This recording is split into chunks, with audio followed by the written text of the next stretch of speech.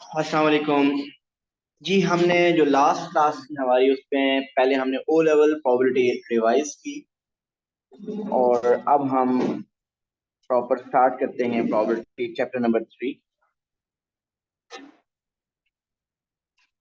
Of A2। वालेकुम अस्सलाम। वालेकुम अस्सलाम।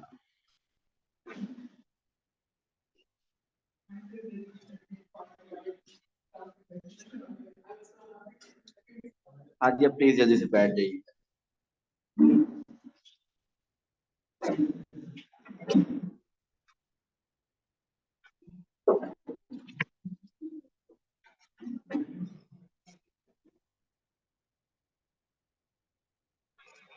हाँ जी, जिन लेक्चर्स में एब्सेंट थे वो आपके लेक्चर्स हो गए कंप्लीट, रिकॉर्डिंग सुन ली है?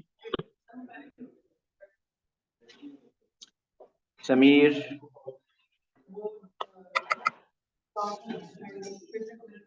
हमने प्रोबेबिलिटी स्टार्ट की थी फ्राइडे को लास्ट क्लास में और उसी को हम फर्दर अब एक्सटेंड करेंगे। लास्ट क्लास में तो बेसिकली हमने ओ लेवल प्रोबेबिलिटी ही रिवाइज की। तो अब हम आगे स्टार्ट करते हैं further.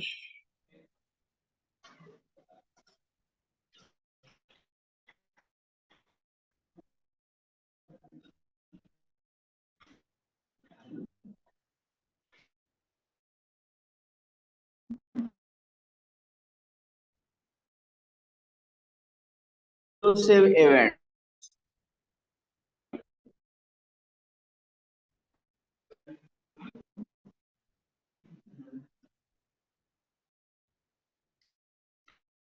Events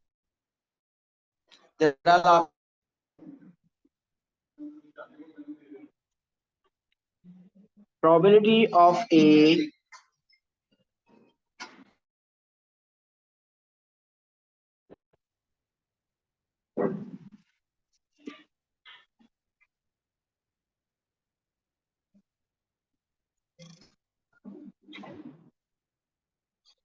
probability of a or b is equal to probability of a plus probability of b। Please notes लिख लीजिए, उसके बाद मैं थोड़ी सी एक्सप्लेनेशन करता हूँ इसकी।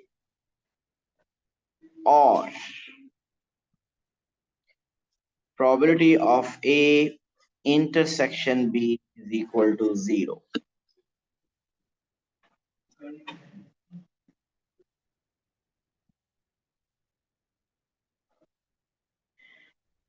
independent events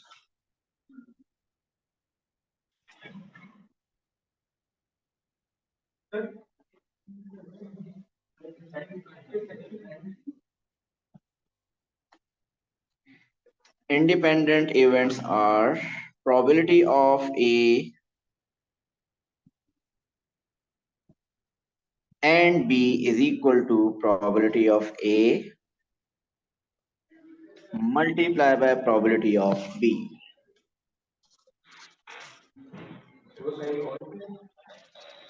सॉरी, इसको मिडिल में जो लिखा हुआ है और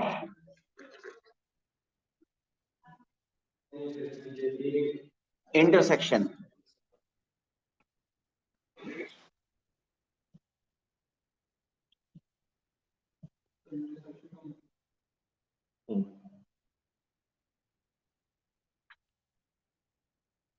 ओके जी,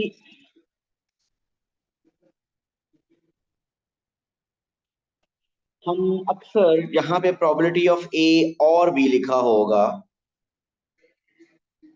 उसको यहाँ पे probability of A union B use किया करेंगे। और जहां probability of A and B लिखा होगा उसको हम probability of A intersection B करेंगे। ये मैंने जो इधर लेफ्ट साइड पे लिखा अभी कुछ भी एक्सप्लेन नहीं किया, जो एक्सप्लेन कर रहा हूँ सिर्फ वो सुनिए आप।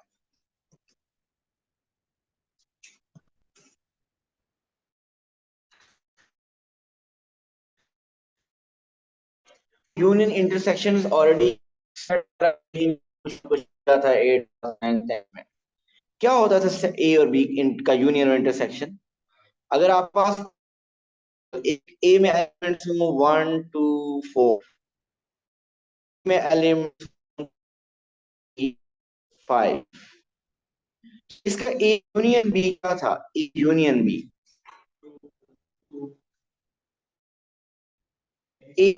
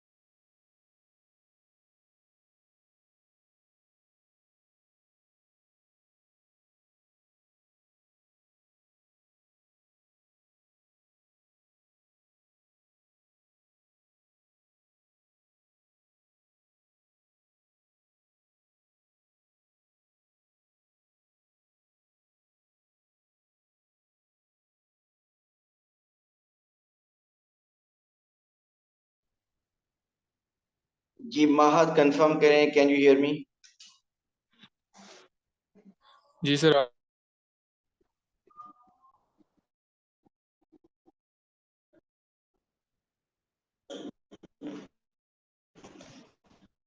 ओके, सेट किए थे उसका थोड़ा सा एक दो बार सेट्स हो ए एंड बी। ए हो 1 2 4, बी हो 2 3 5। तो ए यूनियन बी में कौन से एलिमेंट्स आते थे जो ए और बी दोनों में हैं? ऐसे ही है, मीन 1 2 3 4 5। हम इसको ये कहते थे कि सेट ए और बी, ए यूनियन बी में आप कौन से एलिमेंट्स लिखते हैं विच आर ईदर ए और इन बी। जो ए में है या बी में है, किसी में भी है, वो आएंगे ए यूनियन बी। और अगर आप ए इंटरसेक्शन बी कर रहे हैं, so A intersection B mean common elements. So इन दोनों में कॉमन एलिमेंट्स क्या हैं? 2। सो ए इंटरसेक्शन बी का मतलब वो elements which are present in A and also present in B. So जहां पे एंड आएगा, सो इसका मतलब ये हो कि जहां पे ए एंड बी लिखा हो, तो that is basically the probability of A intersection B. So अगर ए एंड लिखा हो या ए इंटरसेक्शन बी लिखा हो, it's the same thing. Probability of A और बी हो या probability of A union B, ये दोनों नोटेशन हम यूज किया करेंगे। ओके जी, अब आते हैं एक्चुअल हमारे टॉपिक की तरफ। म्यूचुअली एक्सक्लूसिव इवेंट्स कौन से होते हैं? तो पहला नहीं होता। हाँ जी, ऐसे ही जी। Mutually exclusive events are those events which are totally different, which doesn't have anything common। Totally exclusively different होते हैं, इनमें कुछ भी इवेंट कॉमन नहीं होता। तो वो इवेंट जिनमें कुछ भी कॉमन नहीं होगा, उनको हम क्या कहते हैं? Mutually exclusive event. सो अगर उनमें से कोई एक अकर कर रहा है, तो एट उस टाइम पे दूसरा अकर नहीं कर सकता। सो म्यूचुअली एक्सक्लूसिव इवेंट्स की अगर हम बात करें, एग्जांपल दें अगर, तो एग्जांपल क्या होगी? अगर एक डाइस की एग्जांपल लें हम, तो उस डाइस में क्या आउटपुट होती है? एक फेयर डाइस में आउटपुट्स होती है 1 2 3 4 5 6, कुछ भी आ सकता है। सो अगर आपसे कहा जाए कि इवेंट ए है, इवेंट ए इज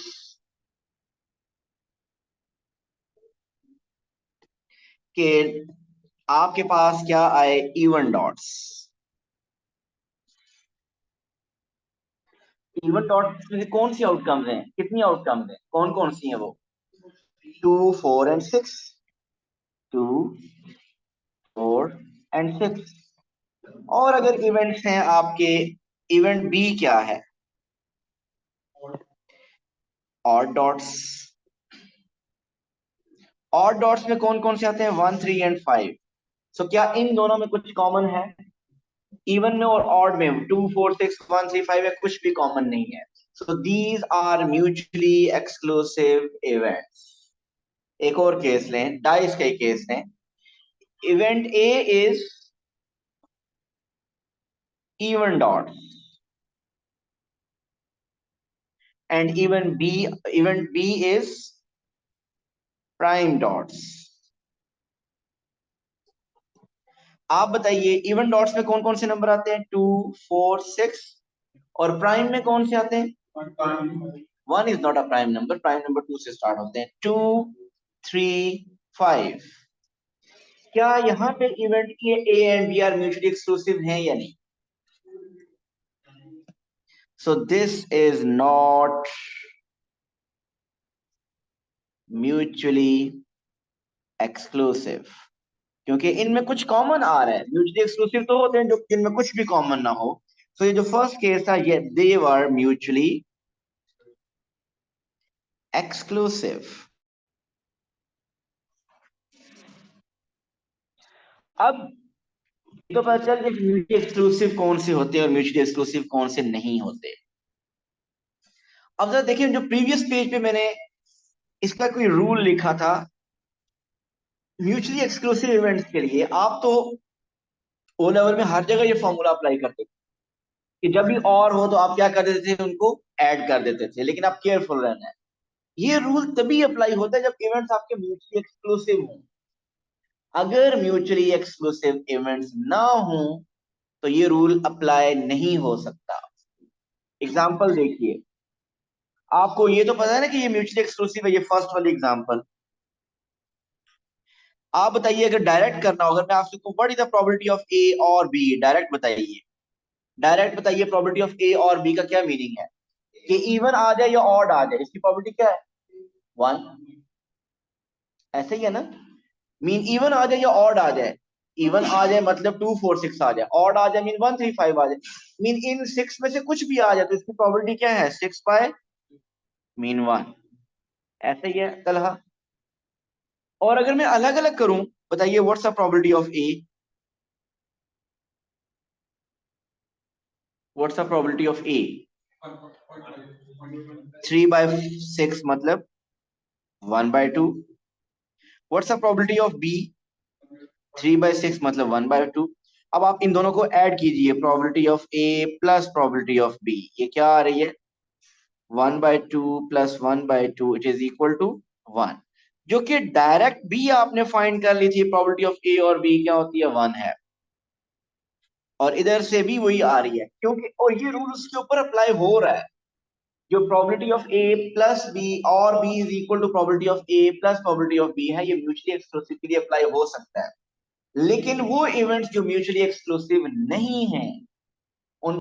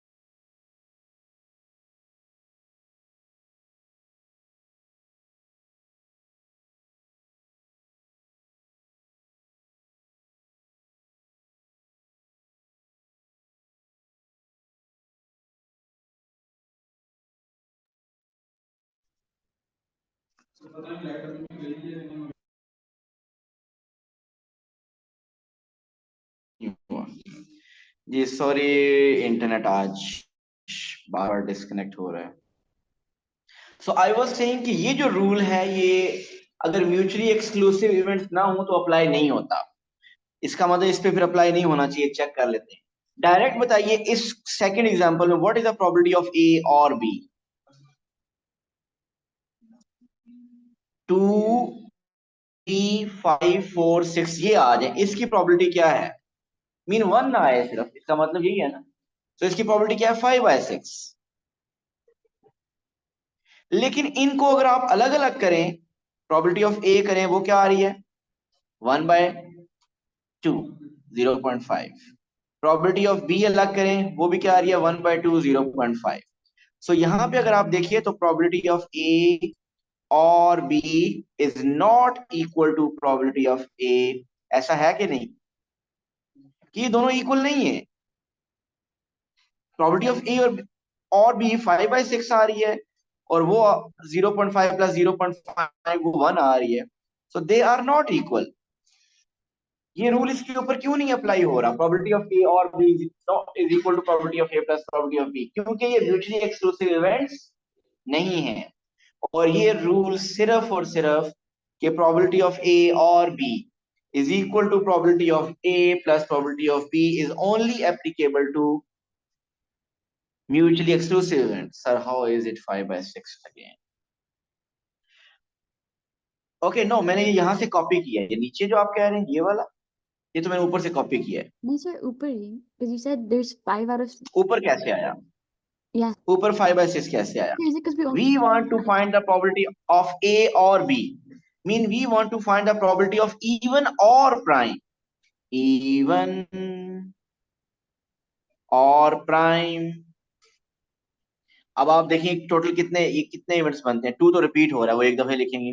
सो 2 आ जाए, यू वांट के इवन आ जाए या प्राइम आ जाए। सो मीन 2 आ जाए, 3 आ जाए, 4 आ जाए, 5 आ जाए या 6 आ जाए। yes, okay, thank you sir. So it's 5/6। अच्छा, इसका मतलब क्या हुआ? म्यूचुअली एक्सक्लूसिव इवेंट्स वो होते हैं जिनमें कुछ भी कॉमन नहीं होता, और म्यूचुअली एक्सक्लूसिव इवेंट्स के लिए ही प्रोबेबिलिटी ऑफ ए और बी इक्वल होता है probability of A plus probability of B. अच्छा, अगर म्यूचुअली एक्सक्लूसिव इवेंट्स अगर वो होते हैं जिनमें कुछ भी कॉमन नहीं है, जरा सुनिएगा प्लीज। तो अगर उनमें कुछ कॉमन नहीं होगा तो ए इंटरसेक्शन बी का आंसर क्या आएगा? Empty set. समझे पहले, ए इंटरसेक्शन बी एम्प्टी आएगा। अगर म्यूचुअली एक्सक्लूसिव इवेंट हुए तो उनके कॉमन कुछ भी नहीं होगा। अगर उनका कॉमन कुछ नहीं है तो उनकी probability of A intersection B क्या होगी? हमेशा 0 होगी।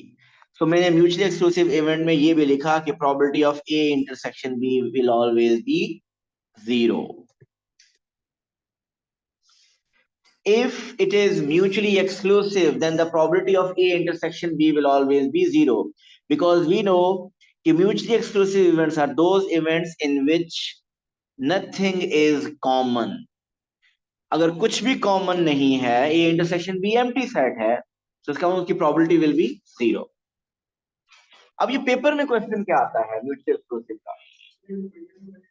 इंडिपेंडेंट अभी आपको 2 इवेंट्स गिवन होते हैं और आपसे क्वेश्चन में कहता है चेक करें कि वो म्यूचुअली एक्सक्लूसिव इवेंट्स हैं या नहीं। सो ये 2 रूल्स मैंने आपको बता दिए जो आपको चेक करवाएंगे। ये 2 रूल्स आपने इनमें से किसी एक रूल को यूज करना होगा। कैसे? आप प्रोबेबिलिटी ऑफ ए और बी खुद कैलकुलेट करेंगे, आप प्रोबेबिलिटी ऑफ ए भी कैलकुलेट करेंगे, प्रोबेबिलिटी ऑफ बी भी कैलकुलेट करेंगे। प्रोबेबिलिटी ऑफ ए और प्रोबेबिलिटी ऑफ बी दोनों को आप ऐड करेंगे और उसका आंसर प्रोबेबिलिटी ऑफ ए और बी के इक्वल होना चाहिए। अगर इक्वल आ गया तो it means mutually exclusive events, otherwise not. और सेकंड ऑप्शन के सेकंड रूल से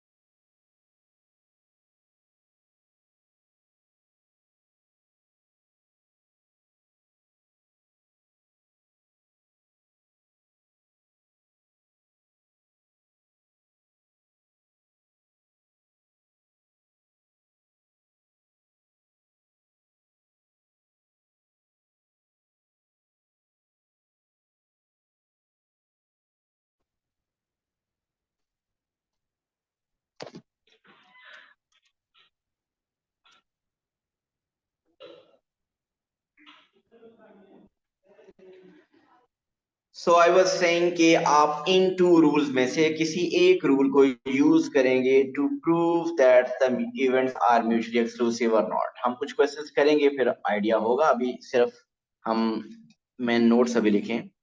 इंडिपेंडेंट इवेंट्स कौन से होते हैं?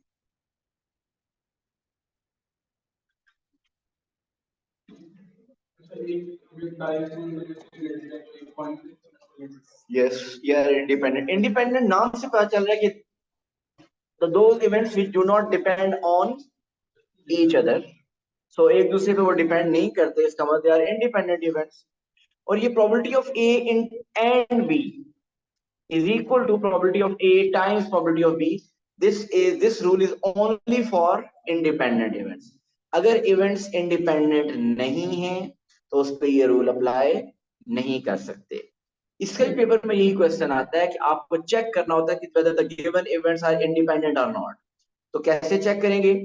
आप probability of A and B अलग फाइंड करेंगे,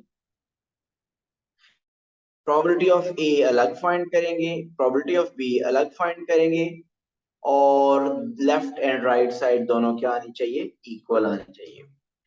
ओके, अब इनका आपस में कोई ऐसा लिंक नहीं है।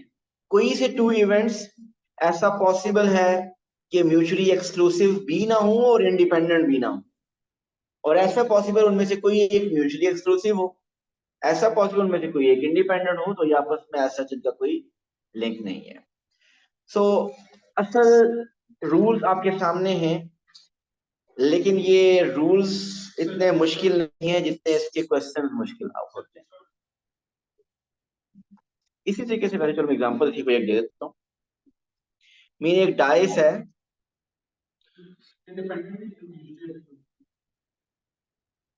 आपका उसमें कॉमन आ रहा होगा तो आपको एक प्रोबेबिलिटी, उस कॉमन में 3 इवेंट्स हैं तो उसकी प्रोबेबिलिटी 3/6 है, तो जीरो नहीं है। अगर जीरो आ रही है उसकी प्रोबेबिलिटी, इसका मतलब कि वो म्यूचुअली एक्सक्लूसिव है।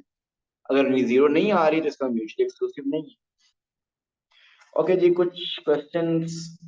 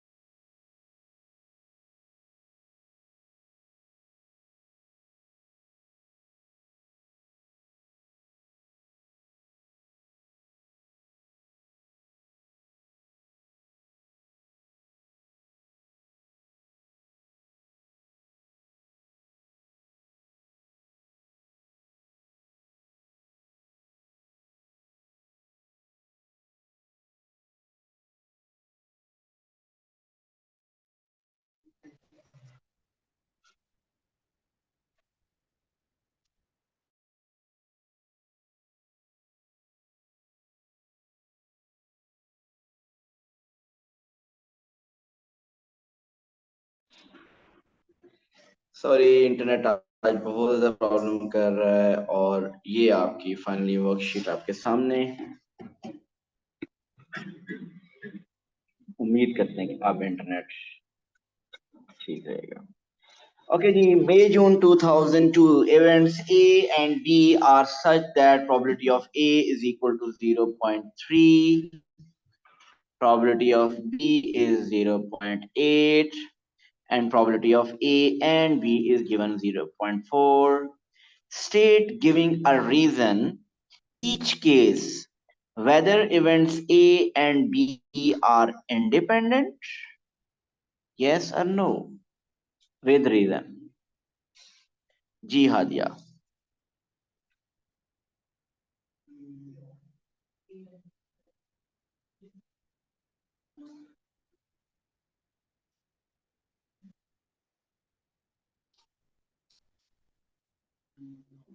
No reason.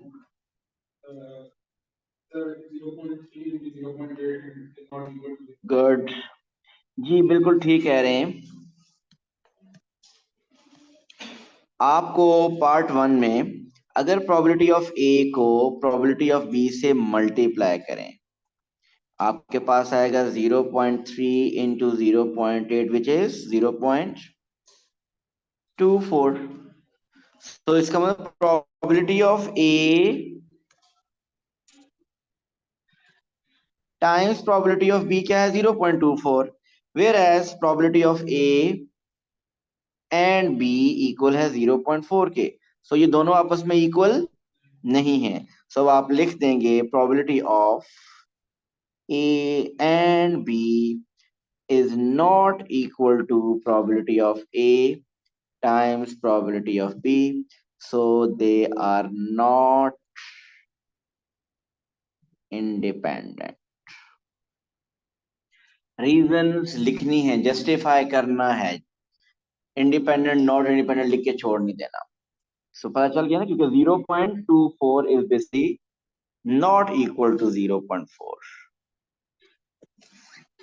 ये दोनों इक्वल होने चाहिए इंडिपेंडेंट के, तो अगर इक्वल होते तो हम कहते हैं इंडिपेंडेंट है।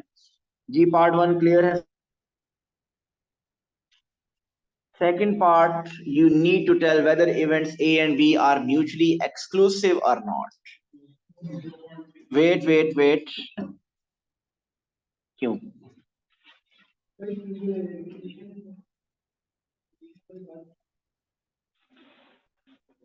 जी समीर, रीजन। पहले आपका आंसर बताइए, यस या नो, म्यूचुअली एक्सक्लूसिव हैं या नहीं? क्यों?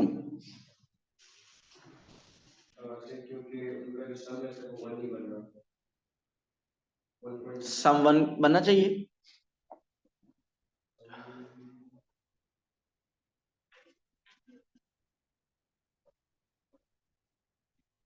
जी कासिम।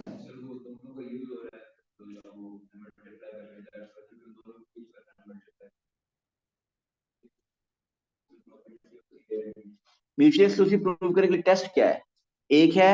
एक टेस्ट है प्रोबेबिलिटी ऑफ ए और B should be equal to probability of A plus probability of B. एक ये टेस्ट है, लेकिन प्रोबेबिलिटी ऑफ ए और बी तो यहाँ गिवन नहीं है, उस टेस्ट से तो चेक ही नहीं कर सकते आप। यस, तो जो सेकंड रीजन मैंने आपको टेस्ट लिखवाया हुआ है कि probability of A intersection B क्या होनी चाहिए, 0 होनी चाहिए। तलहा ये लिखी हुई है ना हमने।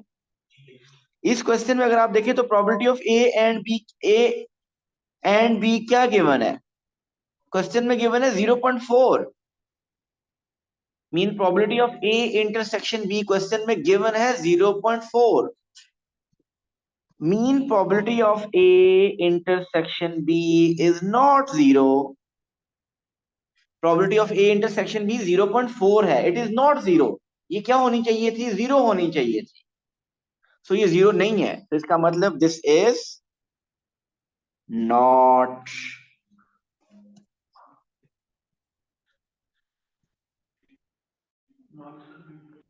mutually exclusive. So not mutually exclusive. जी क्लियर है ये? एक और क्वेश्चन करते हैं।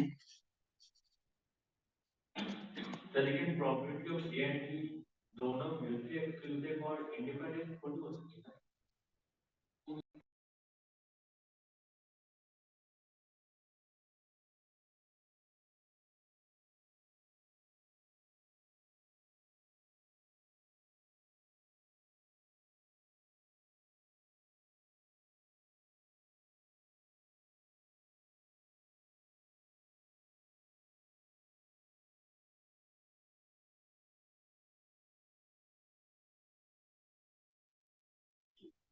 अच्छा जी, एक और क्वेश्चन। मई जून 2005, data about employment for males and females in a small rural area are shown in the table. A person from this area is chosen at random. Let M be the event that the person is male. M क्या event है? That the person is male. And let E be the event that the person is employed. सब अपने पास find करें probability of M.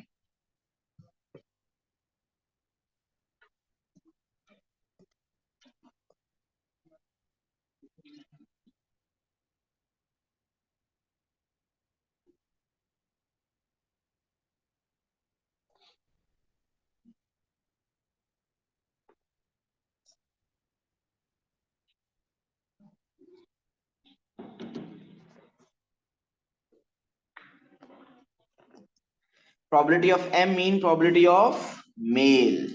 G Munib, कैसे करना है मुझे बता दें। किसको ऐड करना है? एक मिनट।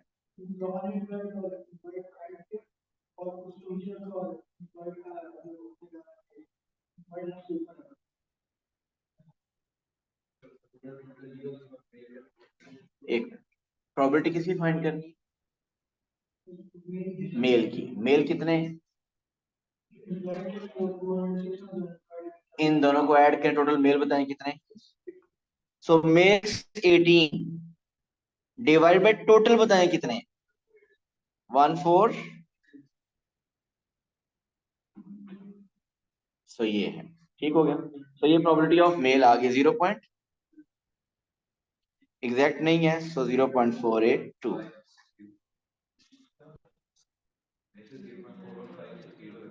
4 वंस जी बताइए तल 0.4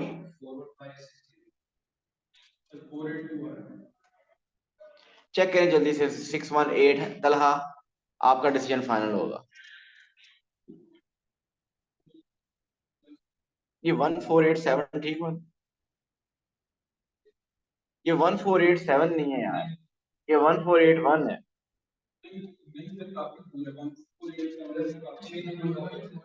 ये मैंने 1481 आपको गलत बताया, 1481 है ये। सो अब बताइए इसका आंसर क्या बन रहा है?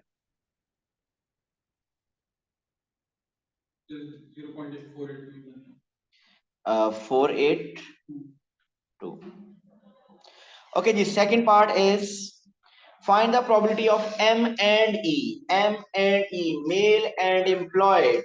कितने हैं मेल एंड एम्प्लॉयड? 412, कोई प्लस नहीं करना।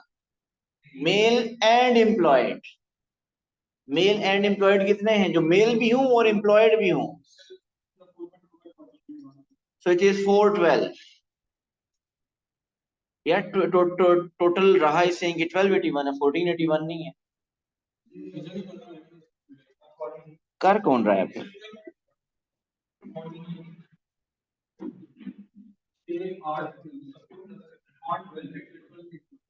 और ये फाइनल 0.482 ठीक है, फिर वो भी चेंज होगा।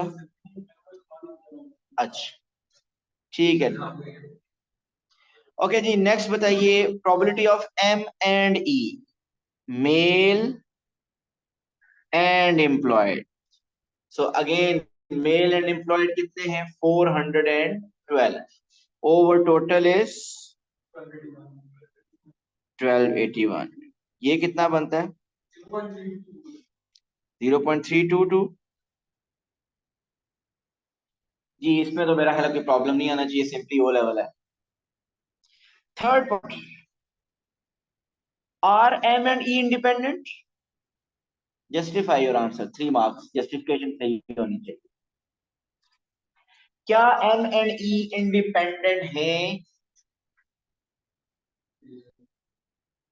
कैसे पता चला भाई?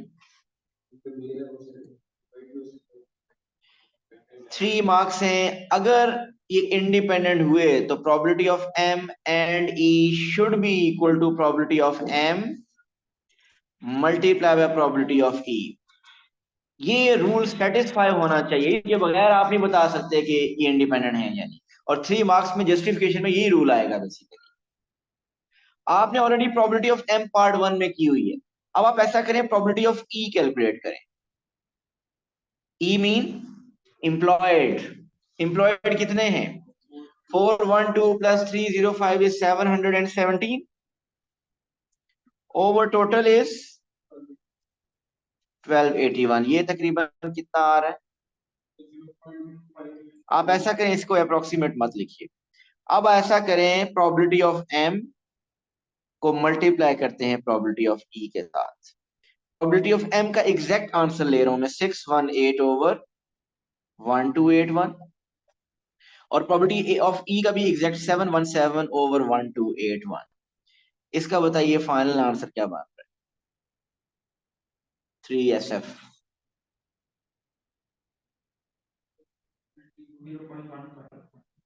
नहीं यार,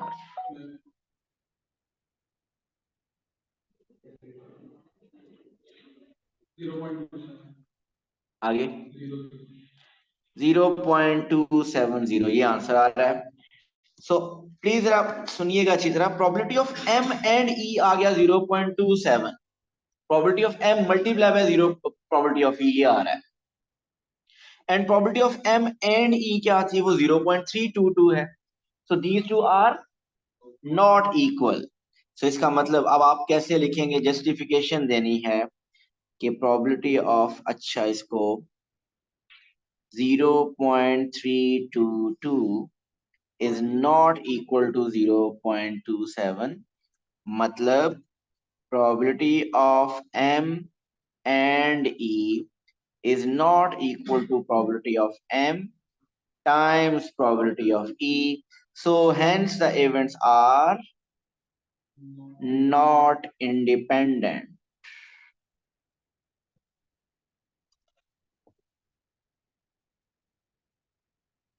जी क्लियर है? ये जो लास्ट इसका पार्ट है, ये बेसिकली तो आप डायरेक्ट भी कर सकते हैं, और लेकिन ये हम करेंगे कंडीशनल प्रोबेबिलिटी जब टॉपिक कर लेंगे उसके साथ। वैसे ये एक इजी कंडीशनल प्रोबेबिलिटी क्वेश्चन है, डायरेक्ट भी किया जा सकता है। क्या मतलब? Given that the person chosen is unemployed, given that the person chosen is unemployed, find the probability that the person is female. बताइए। 358 divided by total, total unemployed. Unemployed कितने? 206 प्लस 358 विच इज 564। रीजन? क्योंकि उसने तलहा बता दिया था given that the person chosen is unemployed, वो unemployed में से चूज हुआ है, टोटल में से नहीं, वो unemployed. Given that it is unemployed, find the probability that the person is female. ये कंडीशनल प्रोबेबिलिटी क्वेश्चन है, ये हम आगे फॉर्मूलाज के थ्रू करेंगे। अगर ये किसी को मेंटली समझ आ गया तो ठीक है, लेकिन हम ये अभी ये पूरा टॉपिक हमने कंडीशनल प्रोबेबिलिटी का आगे करना है। हाँ जी, thank you so much. Allah.